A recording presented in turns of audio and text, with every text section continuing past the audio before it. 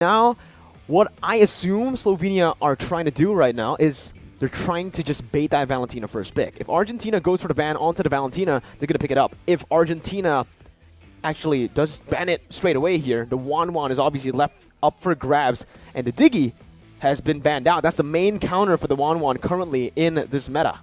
But you have to remember that the Martes is still open as well, and a lot of teams have been banning him out because he is a very obnoxious hero, man. He has a lot of damage, he is very survivable, and I think it just forces you to play a certain way. And I think if we talk about teams being aggressive, Martes is definitely a very strong tool, and as you predicted, the Valentina has been banned, so Martes comes out just like that. But maybe, Arashi, this is exactly what Argentina wanted to happen, right? Because the Diggy ban, the Kaja ban, two heroes that are actually really good up against that Wan. Divine Judgment is a way to lock the Wan down, and with her second ability, she's not going to be able to get out of that Divine Judgment. But no, Argentina, they say, we're going to pick up the Faramis, and we're going to pick up that Fredrin. So they already have some damage. They already have a very good XP laner. On top of that, very good team fight and chase potential with that Faramis. Wan being completely ignored here. But nope, it just gets picked up. It was a shadow pick, but now with the Wan and the Eve, Slovenia have drafted themselves a pretty solid front to back. This is a caster curse at work again. Every time we mention a hero, it just pops out. No Layla. I'm trying to, you see what I'm trying to do? Yes, Layla won't be picked for sure. But Slovenia right here, with the Eve, we saw that Malaysia is able to abuse. And correct me if I'm wrong here, I think the crowd control, the slow amount, has been increased. So it's very difficult, especially if you're in melee heroes, to try and chase or even kite away from that Eve. So that in combination with the Martis that can actually be that main source of damage, and the Wan that can maneuver around you, I think Slovenia is up to something here. Yeah, I agree with you. You know, I actually had a discussion with one of the coaches for on Esports, Coach Aldo, and we spoke a lot about the Eve, right? The quote-unquote nerfs towards this hero with the range. Everyone thought it was a nerf. Everyone was bashing, obviously, the developers for nerfing, quote-unquote, these heroes. But it's more of an adaptation. It's an adjustment, because with that nerf in the range, there's more slow, there's more utility, you can spam your abilities a bit more, and guess what? It's more damage coming in as well. So with this, it just basically forces the whole community to relearn a hero that we've already known for so long. And with that, it's a very similar hero to Eve as well. A hero that's been constantly nerfed, adjusted here and there. The Beatrix with initially, in the beginning of the year, Wesker being so super dominant with the Renner. Now, it's back to Nibiru. So a bit of a cheese almost with the Wesker, right? You're going with the Flicker, going aggressively, and catching your opponents off guard. But now, it seems to be a lot more calculated, a lot more standard. Just providing damage from the back line and using ultimates for wombo combos. Right here for Argentina, there is an okay amount of crowd control, so we'll see what this Beatrix can do. But as you mentioned, Mirko, for Slovenia, that Eve adjustment allows them to be a lot more dynamic and not rely so much on that real-world manipulation. So that is something that Argentina must adjust to. But as we are going into the second banning phase, Atlas as well as Amon, both very aggressive picks here being banned away from both these teams.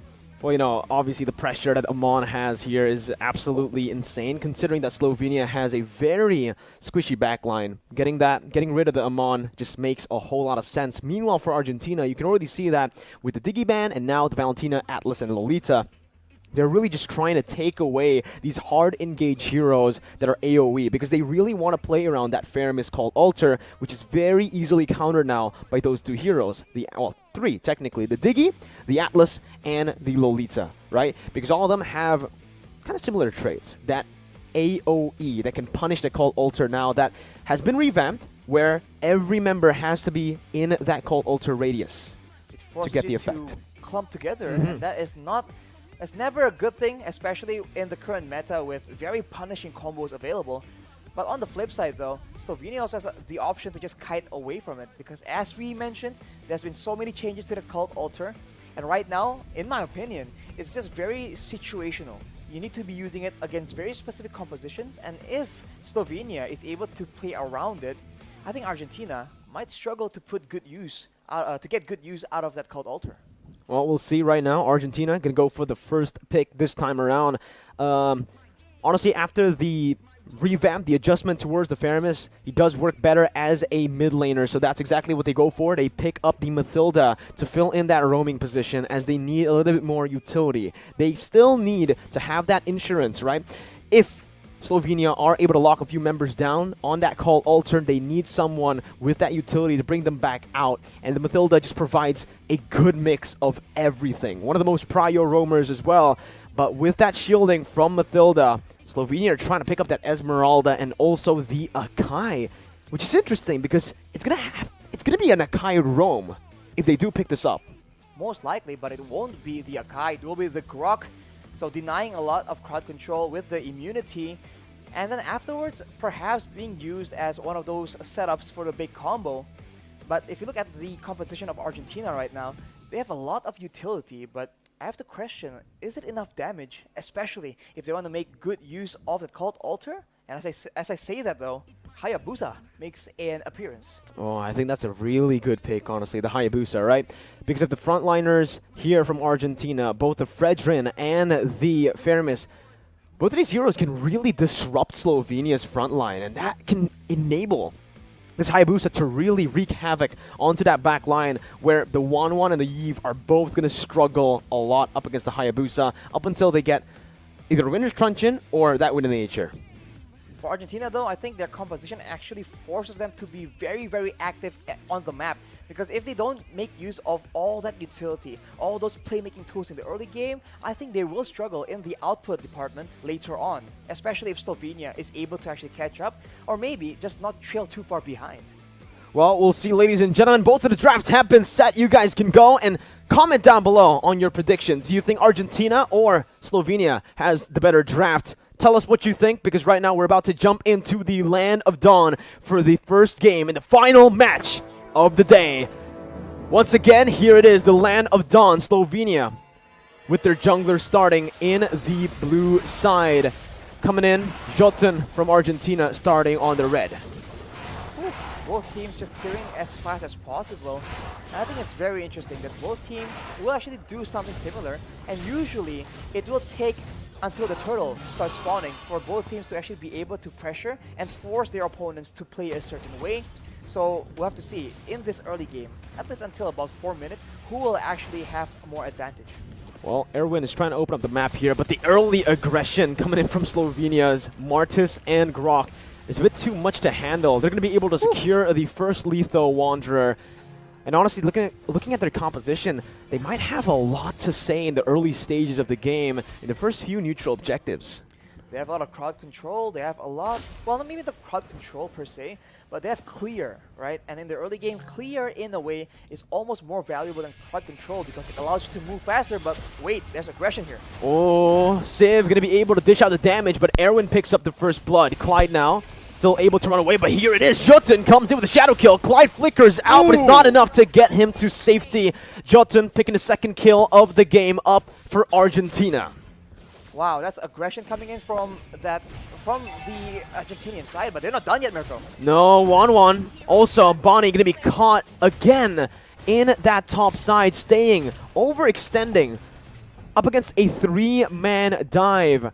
Argentina here with a very well-coordinated early game play. We talked a lot about the experience coming in and how they actually know what to do, and it's showing right now. They are the ones dictating the tempo, and Slovenia is forced to try and adjust as well as possible, but it won't be enough. Man, once again, Arakil in the bottom side, maybe taken down here, but the damage coming in from Papadog, as now Slovenia are trying their best to go at it onto the turtle, securing it with Retribution, but look at Papadog taunting two members, Rimuru and Clyde, as that's the damage coming through, stunning them up. Rimuru getting the shield in, Erwin zoning him back, as that's going to be Vizo, who tries to get out, will be able to. And here it is, Slovenia able to finally trade something back.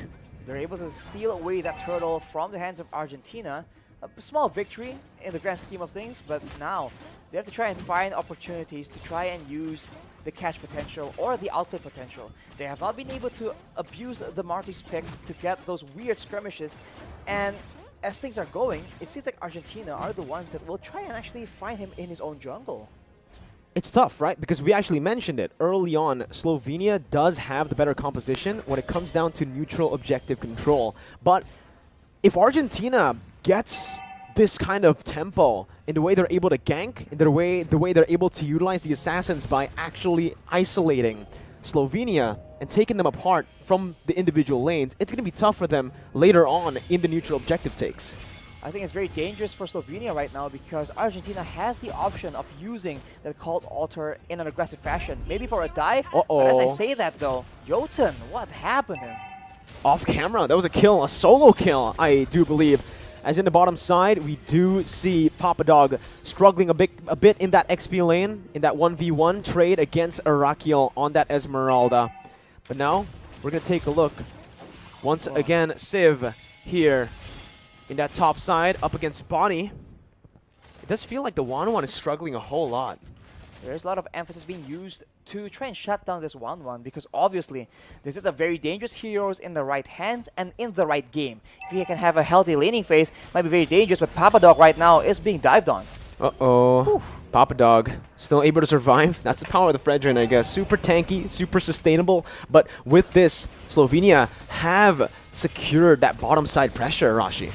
With that pressure, they're trying to find something as Papadog is forced to be in a weird situation, and here we go. A good taunt coming in. That's going to be the Cold Altar as well as they dive into the back line. Cold Altar HP bar is going to go falling down, but Papadog is still alive, dealing so much damage and taking a whole lot as well. Bonnie now popping that Inspire. Not just yet. He's actually waiting on it right now as Clyde has to recall. Civ looking for a good position, flickering forward, and that's going to be the Eve taken down. A very aggressive play, though. Civ might not be able to get out. He gets cancelled out, and he gets caught from the damage coming in from Vizo. It's a 1-for-1, the mid laner for the gold lane. Mid lane for gold lane, and right now it seems like Argentina is still doubling down, trying to get that turtle, and they will be able to secure it, even though initially Slovenia were the ones trying to make that play happen, and with that advantage, with that pressure, they will get the mid turret as well. Oh man, they didn't get the mid turret, but Arashi, that's a lot of damage placed onto the mid turret, and even the turtle taken with not much being given back by Team Slovenia, as Jotun is trying his best to just clear out that mid wave. Rimuru is just trying his best to help Vizo clear out the purple buff. So you can see already that Argentina are able to create these forced errors up against Slovenia, even bringing Bonnie into the mid lane for Civ to take that top side for free. Ooh, the pressure game from Argentina right now, they don't mind using a lot of resources to try and ensure that they have that wave priority, right? They keep pushing the waves from Slovenia, and as a result, they are the ones who are able to actually catch Slovenia mid-rotations because they can predict the movement as a shadow kill is being used right here. Oh! He gets baited in the tier 1, and he's going to get taken down. Jotun with an amazing quad shadow play to bait that from the side of Team Slovenia. Papadog very aggressive into that tier 1, under it. Meanwhile, on the top side, it does seem like Civ was able to win out in the 2v1. Everything is collapsing for Team Slovenia as Argentina look to convert. Absolute disaster right now as Slovenia. They're losing objectives left and right. Right now, it seems like Argentina will rotate and try and get some more in the bottom side. Arakiel needs to be a bit more careful here. It's a very dangerous situation. Well, Arakiel still has a sprint. Whoa. Doesn't use it just yet, and here it is, the isolation coming in for a shadow kill to deal so much damage. And it's another conversion for Team Argentina. Top side tier 2 and that XP lane tier 1 falling. I swear, I've seen Civ use his ultimate to push waves at least 6 times throughout the whole game. That pressure coming in from the gold lane, it's just so oppressive as the purple buff is the next target for Argentina. And it's another brilliant forced error from Team Argentina here, because with that threat onto the purple buff, it basically forces Vizo to use that retribution. Meanwhile, you can already see Jotun soloing that turtle, picking it up, getting a beautiful trade on the board for Argentina.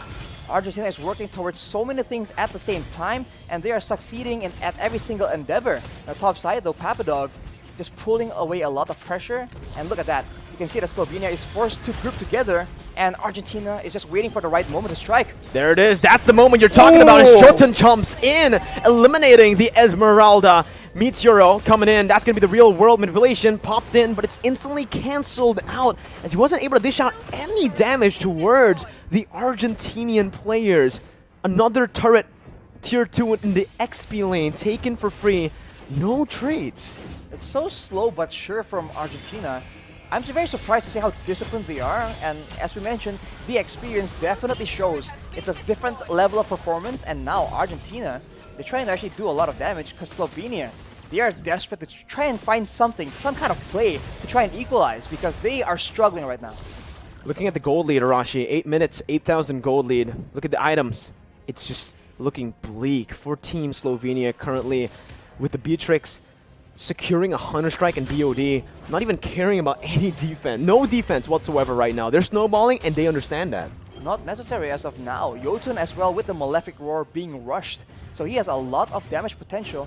Even though you send maybe your XP laner, your tanks against him, he has itemized accordingly. So the split push game is still available for Argentina and they have not used it to its full potential just yet. And Slovenia already is struggling without it. Again, the gold lead is still at 8,000. Argentina are doing a really good job at just suffocating Slovenia while also waiting for that timer on the spawn timer for the side of the Lord. Look at the damage! What was that? It was a snipe by Civ, and it's a kill! Over for Meteoro! Wow, maybe use a spell before the escape was used? We'll see, but now, not even done yet. Look at Argentina going in, Mirko. My goodness, Argentina just going at it. Vizzo trying to jump in onto Civ, but the damage comes through. Civ just guns Vizzo down. It's a 4-0. Once again, no trades on the board as they look to collapse once again onto Clyde, who's not going to be able to tank, to soak the damage from the Argentinian members. They're going to go for kills before they ultimately end the game in 9 minutes of game time. Another dominant display by Team Argentina. Quick day in the office for Argentina. They shut down every single advantage Slovenia has in the early game. The aggressive picks were just avoided again and again. And with macro play, Argentina were able to somehow get the advantage in both objectives and also in the big fights. Wow. What a performance by Team Argentina, showing that again. Even though so far the Southeast Asian teams have been the dominant teams, Argentina from Latam, they're here to play. It's amazing to see, again, a region that's quite relatively new to the MLBB scene already displaying macro like that. It's insane to understand that at one hand, right, they're a new team, new region, essentially, so they don't have as much experience or game time, but at the same time, they have all the chance available to just watch all these other teams that came before them and learn again and again, and I think it really shows. If Argentina, if you told me they weren't studying tape, watching previous matches, I'll be very surprised because they seem to know how to maneuver in the most complicated of circumstances. And Slovenia, on the other side, they're just confused, man. What can they do? Again, right, we expected early on, Slovenia were actually able to equalize on a few occasions, getting the turtle, but we need to talk about this because, like I said before the match, Arashi, Argentina are very aggressive, and they really drafted themselves an aggressive composition, but not for neutral objectives, it's for fights. It's for fights, and essentially it's for pickoffs as well. You know, we talked about how Argentina has so many utility tools to set up to kite back, but I was concerned about their damage output. But with the macro gameplay, they were able to get a gold lead, and with that gold lead, they were just able to get fights again and again when it benefits them. That's the key word here. Whenever Slovenia has a chance, whenever Slovenia wants to try and trade something back, Argentina just very simply backs away. They have the guiding wind, they have the called altar. There's nothing Slovenia can do to force Argentina to do what they want, and the opposite cannot be more true. Look at this. They know that the bottom side is unsafe, but they don't have a choice. Argentina just slowly but surely squeeze around the map for Slovenia, and then once they're at their base, it's just a matter of time.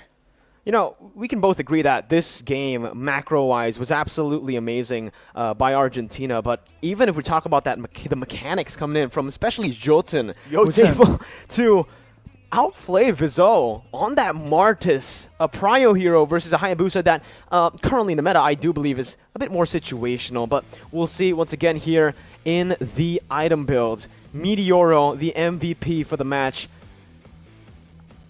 Wow. an amazing performance again. It's a lot of damage and it's a very aggressive build. Almost no utility, relying fully on the kit of Aramis and then going straight for the glowing wand. More damage per instance of damage, essentially. So repetitive spam spells from the Aramis will do more damage. And then straight up to the Holy Crystal, knowing that he is that far ahead. But the match MVP, as you mentioned, Mirko, Meteoro, with a very impressive score. Perfect KDA. 4-0 and 6, 7-7.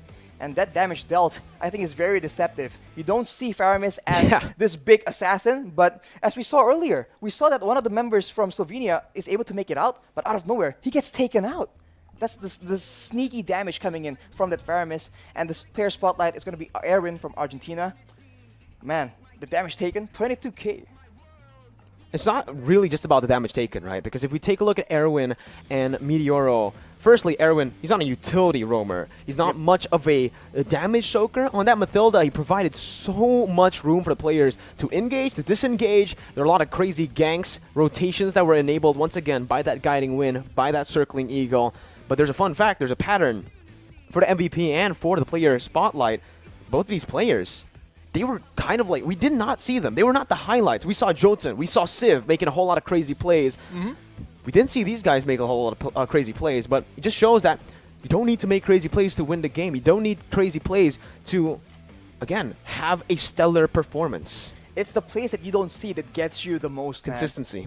Well, exactly. Consistency and efficiency, I think, is the word here. Because they don't do anything too crazy, but they don't need to. By ensuring that they are in the right place at the right time, they have no even any need to even force Slovenia into anything. They just wait for the right opportunities, and if Slovenia doesn't take it, they still get value. And I think that kind of efficiency is very impressive, especially, as Mirko mentioned, from a region as young as Latin America.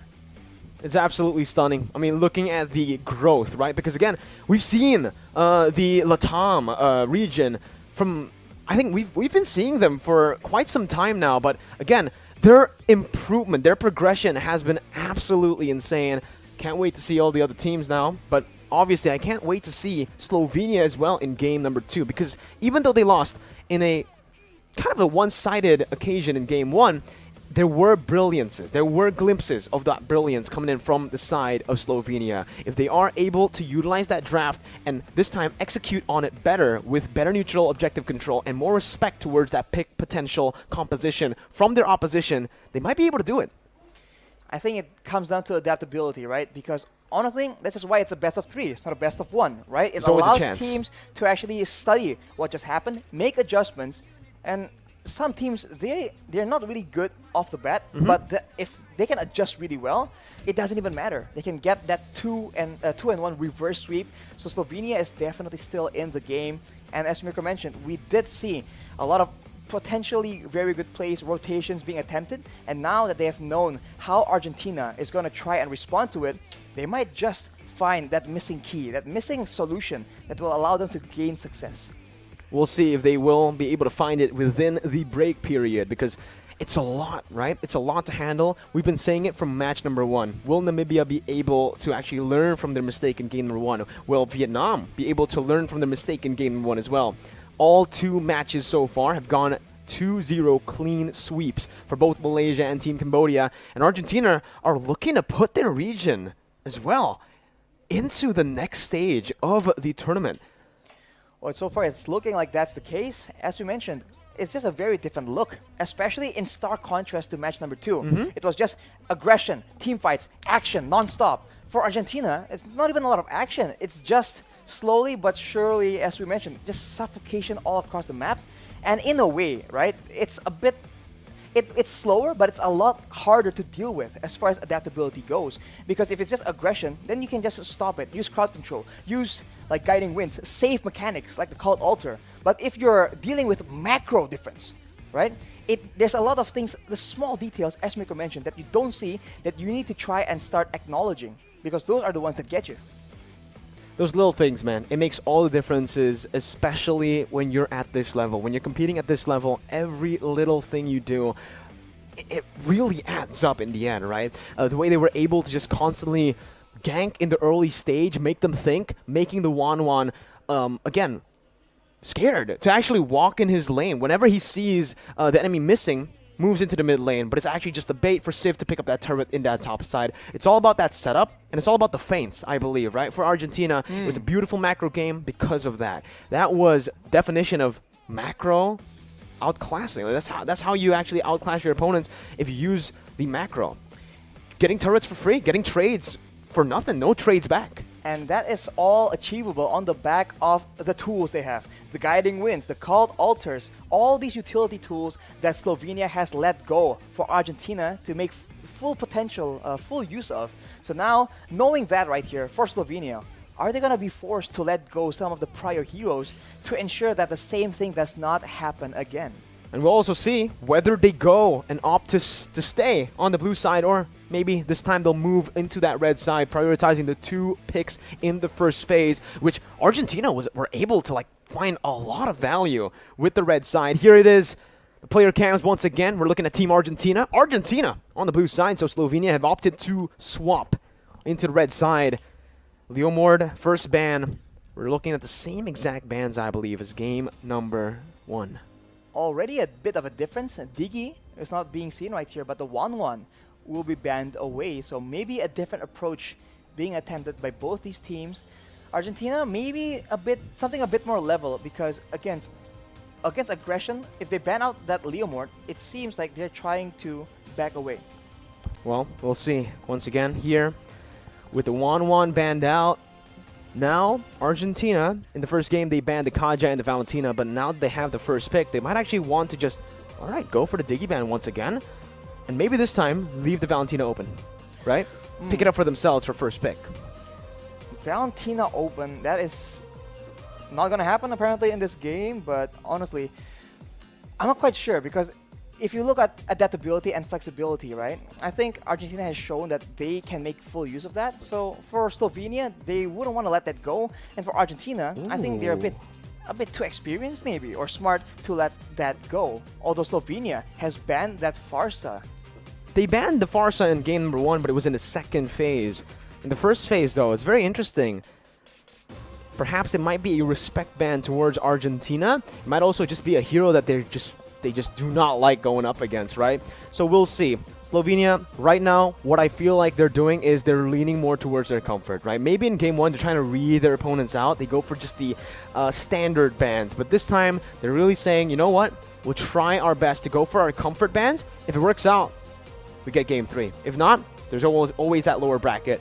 With the Farsa ban here, the Fairmiss will get banned. And again, this basically forces Slovenia to be in a tough spot. There's a lot of heroes that are really good, but mainly that Valentina. Remember, Valentina dictates the draft. If you get that in the first pick, Slovenia are going to be forced to pick heroes that aren't really too ultimate dependent. Although we've seen that you can just take the complete opposite approach and just go with so many options available. True. That, the Valentina just gets completely confused. Carmilla will be banned from Slovenia, and I'm quite curious to see how they want to do this, because as you mentioned, maybe Slovenia is going back to comfort, and it's going to work one of two ways, right? Either they're just so much better and so much more confusing on their comfort, or their comfort is just a bit too misguided, too jumbled up to actually have a good impact. But finally, we see a Kaja. Man, I've seen a lot of Kajas, and usually it's in the jungle. Tank jungle Kaja. But the Beatrix here is already being hovered by Slovenia. Valentina is going to be a very expensive hero to let go if Slovenia actually decides to, right? Because, again, if Argentina gets this Divine Judgment, a massive ultimate up against Slovenia, plus that Valentina, man, it's going to be a tough game for Slovenia. They do decide to go for the Martis. Again, putting some more comfort heroes onto the hands of Vizot. We saw that he was able to find a turtle, right, in game number 1. So he likes this hero. He knows how to use that retribution battle, or how to win that retribution battle. And Argentina now, Valentina up for grabs. I think it will be taken for sure, because honestly, for Slovenia, they have to try and get something to enable this Martis. In game number 1, the Martis pick was good, it was strong, but it wasn't allowed to shine because Argentina just played around it. So for Argentina right now, they go for that Atlas very early on in the game. Of course, the Diggy has been banned before this. What will they add on to this, Kaja and Atlas as well as a Lapu Lapu. So an abundance of crowd control and AoE. That's a lot of dive, man. That's a whole lot of dive. Argentina in game 1, they were looking to pick. This time, they're looking to fight. They're looking to 5v5. AoE damage across the board. Even with the Kaja, sure, the Divine Judgment is a single target ability, but hey, your damage comes in AoE. With the Lapu and the Atlas, they're looking for that Wombo combo. In Slovenia, they need something to stop this. Akai becomes a very solid option if they really just want to stop Argentina's pure engage. And we've also seen that Akai is a counter towards the Atlas. They do go for it. And I think this basically kind of stops Argentina's strategy. It sure throws a wrench in their plans for sure. But of course, it's not the end of the world, right? Having an Akai when you're trying to dive into the back line, it does not mean that Argentina will be unable to find those plays. If they can get that macro advantage, so if they secure a bit more wave control, a bit more wave clear, they can go for those weird flanks. And we've seen that when you have dive heroes like this on your left and right, that makes it very difficult for you to play as you intend. So Slovenia, I think they require a bit more crowd control just in case Argentina starts splitting up, because there's more than one engage available on their composition. Well, Argentina can still flex these heroes again. Yes. Even though we've seen mostly the Kaja go into the jungle in ranked games and in most competitive games, it can still honestly be flexed into even the gold lane.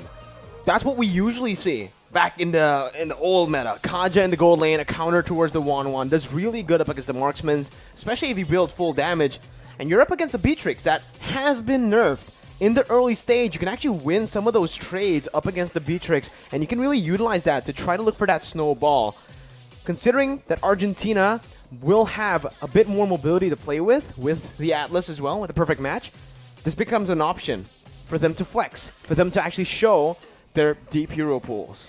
In game number 1, Slovenia picked the Yves as well, and Argentina banned it away. And I think with, as we mentioned, with so many melee heroes, having to deal with that slow is going to be so annoying. And with Argentina having so much emphasis on execution, I think it's a very smart ban, but that's a Guinevere. Alright, now the question is, where is that Guinevere going to go? And it's going to be the Bruno, who's going to be hovered here.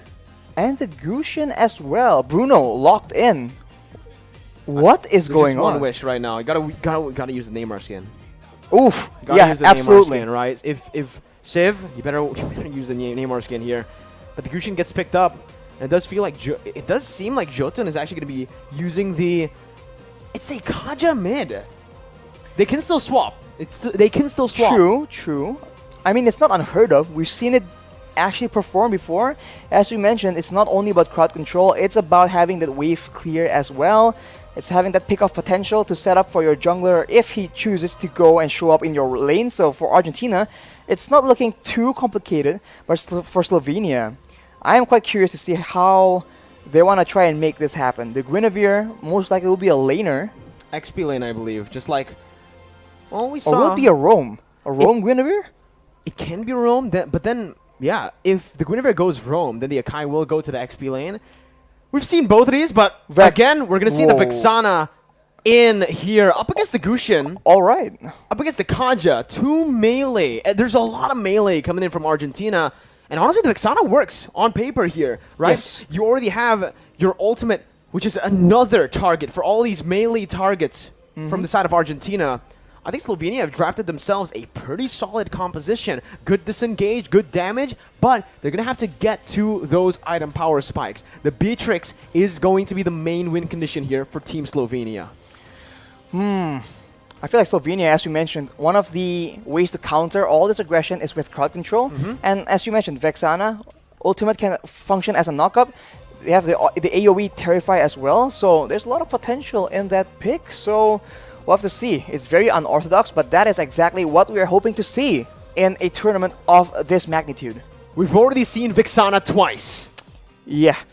That's how crazy it is. The meta for IESF alone has just been progressing so fast, and we'll see whether that Vexana can actually take Slovenia into An equalizer, 1-1 is a possibility, but for Team Argentina, they're looking to get that clean sweep to end the day fresh here. As, again, Jotun will start on the purple buff with Vizou as well. Both teams opting for the same route. Well, it's a Martis against a Gusion. So in the jungle matchup alone, the Martis has a lot of advantage. But as you mentioned, it's not only about that. It's whether or not the rest of the team can enable you, because if you go aggressive like this, you get kited away, especially if you're going alone. So wow, that's just aggression coming in from both teams. Again, Vizou going to be caught here. Arakiel trying to help his jungler, but it's going to be first blood picked up by Meteoro. Clyde coming in, trying to help, but look at the damage coming in from Civ on the Bruno. On the Neymar skin, absolutely styling as he dishes out so much damage, free hitting and winning here. Dashing forward, looking for more damage right now. He does have the flicker to actually go for the kill, but he decides not to do so. A wise decision, knowing that they already have the dub in the first initial trade. I feel like Slovenia, they require a bit more levels to try and have that kind of level of aggression. They're up against, as we mentioned earlier, Lapu Lapu, Kaja, Atlas, and a Bruno. Technically, all these heroes, including the Gusion, can be a lot more dangerous in the early game, and Slovenia completely didn't recognize the danger in going aggressive there, and they paid the price. So Argentina already with a bit of a lead. We'll have to see Slovenia. Whoa! As I say that though, wow, it's a kill over to Civ on the Bruno. We all know how much a Bruno can snowball here, but Civ is going to be caught. Has that flicker that he saved earlier, and that's where it comes to play. Argentina, like you mentioned, Rashi, that's just efficiency. Not going for crazy plays, knowing when they've already gotten the win, and pulling back when they have the dub. And look at that, pressure in the bottom side, and just like that, instant movement towards the turtle. And if Slovenia tries and move aggressively, I think they have the advantage because they have the engage. Oh, that's a fatal links onto 3 members right now, and this is the wombo that we talked about, that we mentioned. As early as this, Argentina have gone a 3,000 gold lead, getting a whole lot of gold from the shields as well.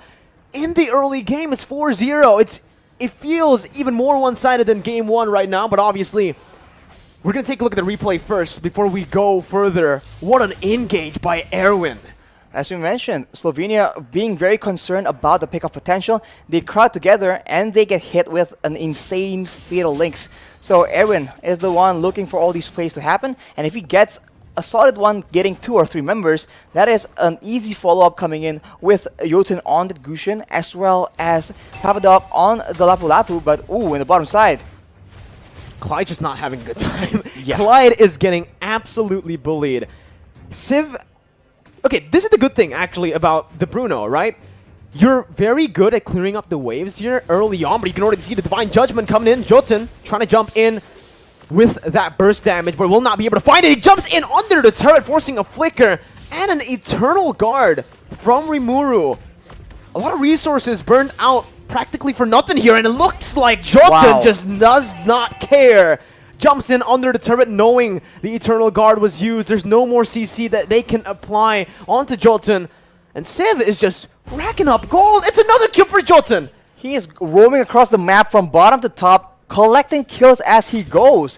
What is going on here? Argentina with a completely different look. Now it's not just macro. Even if you just play defensively, they are taking the fight to Slovenia, and they are struggling to find an answer right now. Arakiel is on that Akai, but they don't have any damage to try and trade back in these very, very early game skirmish engages. And with the turtle spawning, Argentina will look to pressure Slovenia yet again.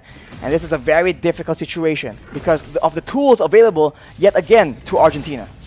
It's tough. Look at the pressure for Argentina. Erwin, my goodness, jumps in again with a fatal links, but it's going to be cancelled out with a heavy spin. Now Vizou trying to do some damage control, but the damage comes in, and look at the stun onto 2 with the flicker as well.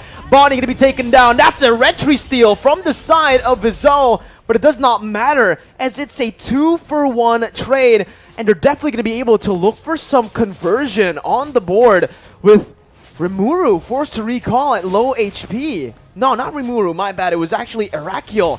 And again, well, Rimuru's not going to be recalling. A stun comes in from Papadog, and that might just be that bottom side turret falling to the hands of Argentina. It's a replay from what happened earlier. As we mentioned, pressure for the turtle, and once your opponents, your prey comes in, flicker of Fatal Links, and the follow-up. It was initially disabled by the heavy spin, but overall, that is enough damage to ensure that Argentina have the fight in the bag. That's the Gusion, man. Very solid single target damage, but if everyone gets clumped up by the Fatal Links, he can very easily just decimate the whole team. And look at this again. That's going to be Erwin who's able to lock them up, forcing Arakiel to actually use the heavy spin, still saving his Fatal Links. Clyde is not going to be able to get out. They're not even going to use the Fatal Links. Civ tries to look for a quick elimination there, but he's not going to be able to find it. Vizo in the mid lane trying his best to actually clear out the way, trying to buy some time. That's the Divine Judgment coming in. The burst from the side of Jotun. Absolutely insane as Arakiel, the tank, does not feel like a tank in the face of the damage from Jotun. In the face of the gold difference, almost, what is this, 5k, 6k almost? This is very difficult for Slovenia to deal with right here. They have tanks, but the tanks, as you mentioned, Mirko, cannot serve as a front line. So Argentina, they are able to slowly but surely take control of the map. And you can see, even the tankiest member from the side of Slovenia is forced to concede that control. And while all this is happening, Civ is just farming up a storm. And even in that XP lane, Papa Dog baiting. Bonnie going to be bursted down. Jotun doing everything, dodging away from the Eternal Guard. Looking for the kill onto Vizo. Heavy spin, pinning them both down right now, but the damage won't be enough for the side of Rimuru. Shutdown picked up by Arakiel. Probably the worst member to have that shutdown as everyone jumps in with the Fatal Links, and that's the Divine Judgment as well, suppressing Rimuru. They're doing so much, and even in the gold lane, it's another solo kill for Civ up against Clyde, who has the pressure, the weight on his shoulders to carry the team on the Beatrix. A series of unfortunate events for Slovenia all across the map. If you look at the item differential here, it is a stark contrast. You can see that every single core member from Argentina have their damage items ready. The Bloodless Axe for the Lapu Lapu, the Dominance Ice as well to curb that regen and make the tankiness not so tanky, and they keep going again and again. The snipe comes in and there is damage, but how often can that happen? It's so hard, honestly, Arashi. Looking at it for Team Slovenia, I wanted to say their only way they can win this game is if they bank on just Clyde getting in. Oh my goodness, just barely dodging onto that one right now. The flicker comes through for Rimuru. Pops into Eternal Guard. That's the heavy spin as well by Arakiel. But with all those ultimates burnt out, it's looking like Argentina want to look for a re-engage. Oh my God. Jumps in with the Fatal Links, finds 3 members out of nowhere. And Meteoro picks up all the kills on the Kaja. A triple kill for him. And there is nothing that Slovenia have to respond back to that. Erwin was the only one caught. And he's the roamer. That's worth. Unreal, man. You can see that Jotun as well as Papadog, they have so much pressure available here, and they're able to corral the members of Slovenia to try and avoid getting picked off, getting shut down just like that. But once they do that, Erwin, every single time he goes for that flicker Fatal Links, it's been such value. It is unreal. The game plan for Argentina is absolutely solid, and from the looks of things, it might just be a matter of time. Argentina are so solid, right? They look at Commander Erwin and they go straight on, charging into the base. Whatever Erwin does, they follow. And right now it's working. Again, you can see the base turret passive have all been baited out. The Lord has spawned in. 9 minutes in, Argentina are looking for that Lord. Civ has actually cleared out that bottom side. And that means just Slovenia won't be able to contest this. Jotun can actually just solo it. They had used the Magic Sentry. They saw members of Argentina in the jungle, but even then, what can they do? Their only source of poke is going to be the snipes, but even then, afterwards, who do you send to open up vision to try and check out what kind of dangers are in the bush? Because if you make a mistake, you get completely annihilated. Arakiel trying to look for the play, but the Divine Judgment was perfectly placed. Arakiel going to be taken down. Ball down by Civ there. He just got shot. Look at that damage, Arashi. That's a roamer. That's the tank. That's the man you want to soak in damage, and he gets melted down like that. And you can see that Slovenia is feeling the pressure. They're trying to make those desperate plays happen, but Argentina is just way too patient about it. And look at that yet again. Another engage happening. Bonnie going to be taken down as well. Still able to actually flicker out. Meteoro flickering forward to find the double. Clyde looking for the snipes. Getting it. Meteoro in the midst of it all. Going to be taken down. It's a shutdown by Clyde, but Civ is here to pick up the scraps. It's a 4-4-2 trade. Arakiel going to fall as well, as that's going to be a wipe out. And Team Argentina will send Team Slovenia down to the lower brackets as they progress to the next stage of the IESF World Championship. Flexing out in the first showing of IESF that they can actually do it both ways. You want to go slow, you want to go for macro, we can do that. You want to go for micro engages, we got you covered as well. So for Argentina, anyone trying to go up against them needs to be very, very concerned right now. They're the dark horse of the tournament, right? I mentioned right before the event, I thought Vietnam was going to be the dark horse of the tournament, but after seeing such... That was a statement by Argentina to the world, saying that basically, hey, we're here. We're here to play. We're not here to just compete. We're not here to participate. We're here to win it. Overlook us and you're going to pay the price, because that is exactly what happened to Slovenia. They just did not have the right answers, and Argentina were able to get very dominant performance two different ways. Right? If they're good at one thing, all right. But they have shown an insane amount of potential here. They showed two different styles in 2 games, right? Again, from the drafts, you could see that they've planned it. Game number 1, they looked for that pick composition, and they executed perfectly. Game number 2, they looked for that team fight, and again, they were able to execute their game plan smoothly. What's most impressive is that discipline, Arashi. Early on, Civ could have definitely just went for the flicker to look for that kill. But he didn't. He didn't. And it allows him to actually escape from a gank. And I think that's the story of the game, right? The discipline and the patience. Because every time, you can say that Erwin would be a bit too bloodthirsty to try and force those plays. But no, he waits for the right moments when Slovenia just has to actually commit. We take a look at some of the highlights here, and we can see, I think, a lot of plays happening. As we mentioned, it's always when there's an objective, and then Slovenia is forced to try and group together, try and seek some info, and look at Erwin. It's not even that hidden, he just goes for it. And in a way, Slovenia does not have any options. What are you supposed to do? Flank around against the composition of Argentina right now? That is not a feasible option. So again and again, they are forced to take the difficult route and repeat it enough times, and Argentina will just get completely out of control. Not to mention, the damage coming in from the Gushin and the Kaja, unreal, man. Meteoro and Jotun both can just do an insane amount of damage, following up on the Fatal Links in a way that you don't really expect.